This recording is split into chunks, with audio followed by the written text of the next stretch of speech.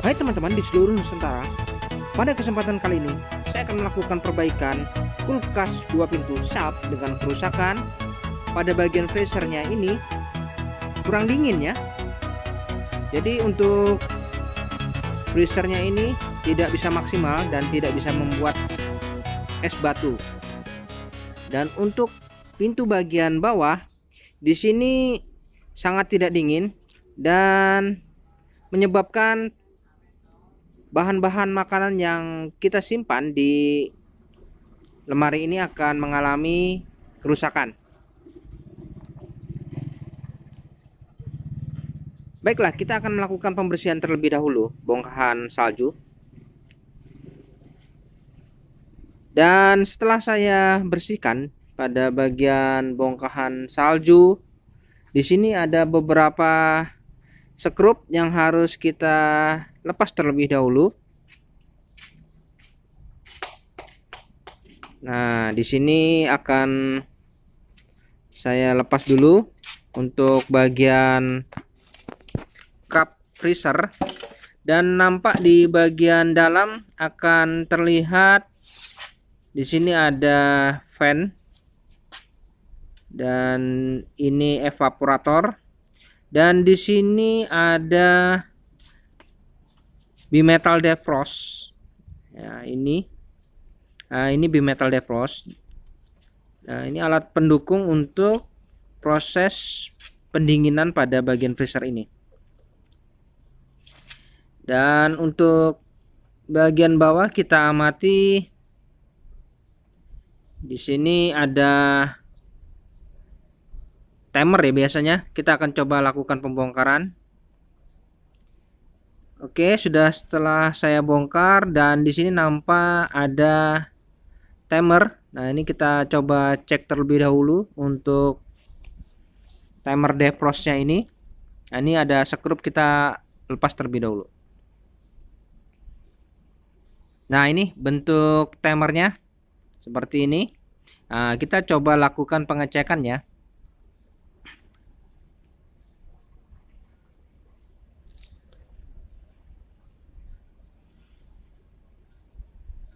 Oke, coba kita tes dulu gimana kondisinya. Nah, ini sedang saya coba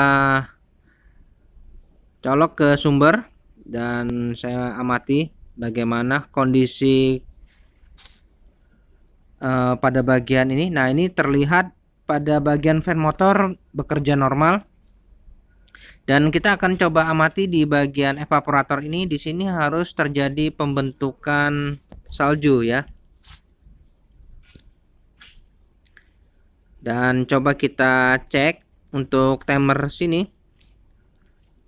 Dan untuk diagram kelistrikannya di sini saya perhatikan nampak timernya menggunakan sistem 14.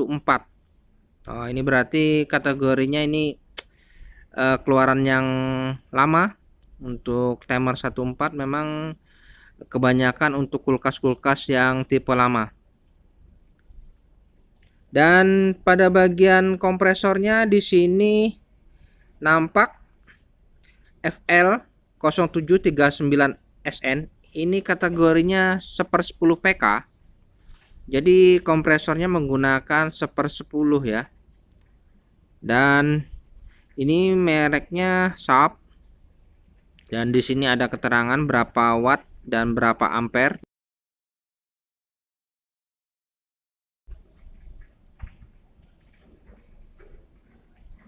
Dan di sini modelnya adalah SJ 195MD FB.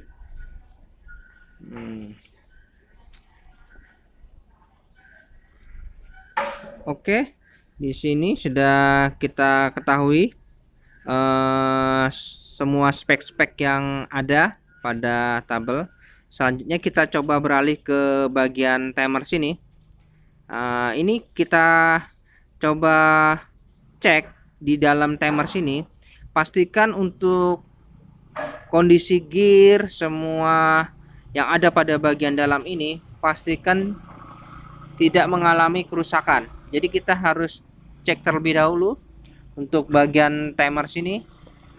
Jangan sampai ada kerusakan pada gear, karena biasanya saya sering menemui pada gearnya itu terdapat kerusakan. Nah ini, oke, sudah saya coba bongkar. Nah ini di sini nampak ada beberapa gear. Pastikan gear-gearnya ini tidak ada yang rusak ya. Jadi sehingga timer ini akan bekerja normal apabila gear-gearnya ini tidak ada masalah. Nah ini kita coba sambil putar-putar sedikit. Apabila tidak ada masalah berarti ini timer kita anggap bagus, tidak ada masalah. Karena biasanya kerusakan timer hanya pada bagian gearnya saja. Oke, kita anggap untuk timer ini bagus, tidak ada masalah ya. Coba kita skrup kembali timernya. Dan untuk penanganan, alangkah baiknya untuk timer ini kita lakukan penggantian saja ya. Walaupun ini kita anggap tidak rusak, tapi anggap sajalah ini rusak. Kita coba ganti saja yang baru. Nah ini saya sudah siapkan timer defrost, sistemnya sistem 14. Jadi untuk memperkecil risiko kegagalan, kita lakukan saja penggantian karena harga timer juga tergolong murah. Jadi tidak ada salahnya kita lakukan penggantian saja yang baru. Oke, sudah saya siapkan untuk defrost timer yang baru, dan kita bisa langsung saja pasang di soketnya. Oke, sudah terpasang. Kemudian kita tinggal, ini anggap aja timer yang ini kita anggap rusak saja ya teman-teman. Padahal sih tidak rusak, tapi anggap aja rusak. Dan ini sudah saya ganti. Dan kita beralih ke depan. Di sini ada defrost bimetal. Nah ini nanti kita akan ganti saja. Oke, kita potong dulu untuk kabelnya. Nah ini defrost bimetal, dan kita langsung saja lakukan penggantian untuk defrost bimetal ini. Karena biasa untuk kerusakan tidak dingin terjadi pada bagian ini, defrost bimetal dan defrost timer. Jadi alangkah baiknya dua-duanya langsung saja kita ganti. Oke teman-teman, kita coba lakukan terlebih dahulu penggantian defrost bimetal. Nah ini kita lakukan penyambungan.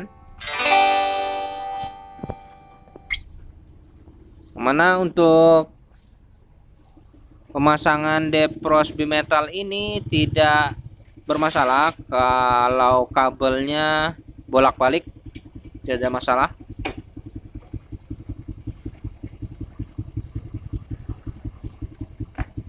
Oke, kita coba lakukan saja penggantian terlebih dahulu untuk defrost bimetal ya teman-teman.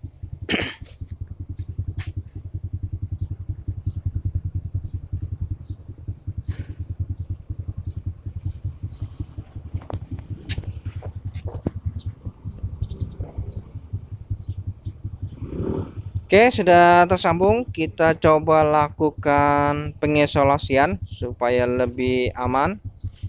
Kita isolasi dulu teman-teman, sambungan yang baru saja kita sambung ini. Oke, kita masih melakukan pengisolasian pada sambungan ini.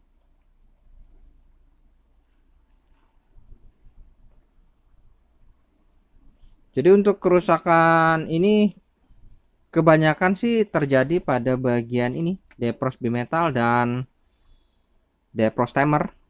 Nah ini sudah saya ganti yang baru untuk defrost bimetalnya. Kemudian saya letakkan kembali pada posisi semula ya, di sini posisi semula pada bagian evaporator.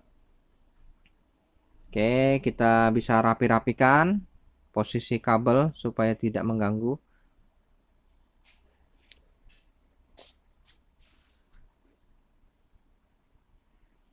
Oke teman-teman, seperti ini hasilnya. Sudah selesai. Nah, ini defrost bimetalnya sudah saya ganti yang baru dan sudah saya rapikan. Kemudian kita langsung saja menutupnya saja. Kita kembalikan posisi cup freezer ini dan jangan lupa di skrup kembali pada bagian-bagiannya. Dan untuk ini defrost timer kita coba kembalikan juga ke posisinya dan kita rapikan kembali. Nah, ini saya sedang melakukan perakitan kembali pada posisinya dan sudah terakit semua ya teman-teman. Ini sudah saya rapikan semua dan pintu bagian bawah sudah rapi, pintu bagian freezer sudah rapi. Dan selanjutnya kita coba lakukan tes running. Nah, ini saya melakukan tes running. Oke, sudah saya colokkan ke sumber dan kita rasakan hawa fan motor sudah beroperasi dan lampu pada bagian pintu bawah normal. Saya cek. Jadi kita akan melakukan pengujian hasilnya dan kita akan lakukan pengujian dalam beberapa hari. Nanti kita akan lakukan pengecekan. Dan ini saya coba raba pada bagian pipa kondensor dan kompresornya normal. Dan coba kita raba bagian dinding-dindingnya hangat normal. Dan sepertinya sudah normal semua ya teman-teman. Coba kita rasakan hawa dinginnya sudah mulai terasa. Dan di sini saya coba lakukan tes ya menggunakan ini air mineral, saya letakkan di freezer dan saya juga coba letakkan air mineral, saya letakkan di bagian ini pendingin pintu bawah dan nanti kita akan coba lihat dalam beberapa hari. Nah, ini kita akan coba pantau. Oke. Baik teman-teman, setelah 5 hari kemudian saya coba lakukan pengecekan kembali. Gimana hasilnya? Coba saya rasakan pada bagian ini. Kacanya mantap teman-teman ya, dinginnya maknyos sini. Wah, ini pertanda normal ini teman-teman. Dan kita lihat di bagian freezernya. Waduh, ternyata sudah terisi pada batu es semua ya teman-teman. Dan lihat es batunya ini sudah pada bengkak semua. Pertanda ini proses pembekuannya sempurna teman-teman. Oke, jadi untuk proses perbaikan ini kita anggap sudah selesai. Sudah sempurna semua batu es dan artinya sudah sempurna. Nah, ini sudah merata semua ya. Ada beberapa batu es yang dibuat. Oke, teman-teman, sampai di sini dulu perjumpaan video saya dan lain kali kita akan ketemu lagi pada video saya selanjutnya. Sampai jumpa.